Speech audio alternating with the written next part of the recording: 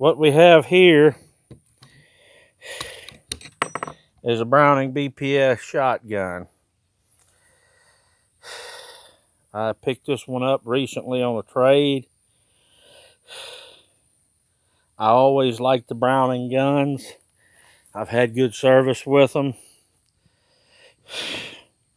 I really love my older A5s. One was built in '56 and one of them was built in '69. One of them's a 2 3/4 inch gun. One of them's a 3-inch gun. Both of them have fixed full chokes. With number 1 buckshot or number 5 turkey load, they're just deadly. But there are advantages and disadvantages to the semi-automatics. With the 2 Browning A5s, one of them's 3-inch. Yes, I know some of them you can swap the rings around and it'll shoot high brass 2 3/4.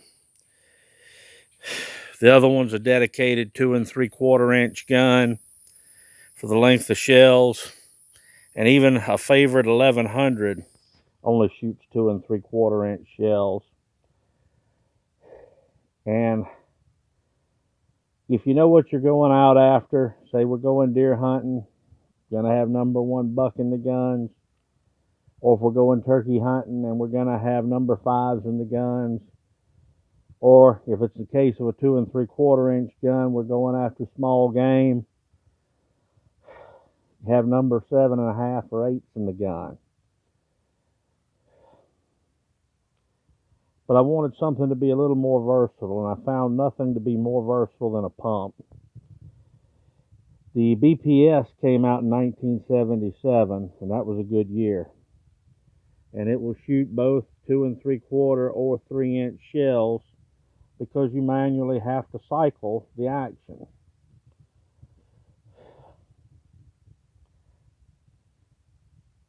This gun was made in Japan. It's a Marisuko, or I can't pronounce the name.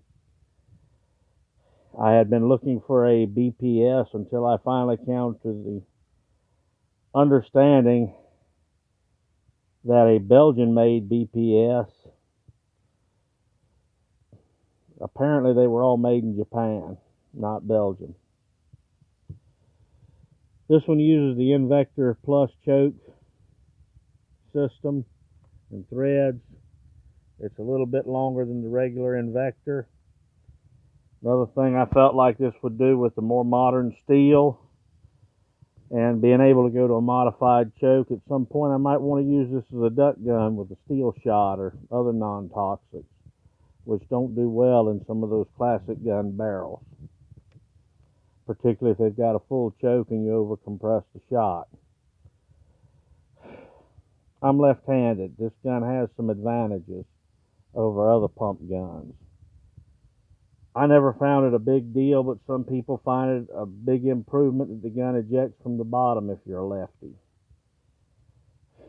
But what I find a big improvement is instead of having a cross-bolt safety, your safety here is on the tang. The gun is unloaded. It's been safety checked before I started this. Forward is fire. Red dot showing, red for ready. Bring it back. And it's got the manual safety engaged.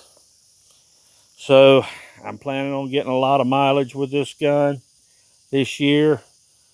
This has got a 26-inch barrel.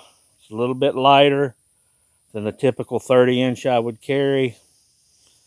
I like long barrel shotguns. I tend to think they make me swing a little bit better. To each his own. Interchangeable choke tubes, a wide variety of ammunition, and I'm learning to live with it being a Jap Browning.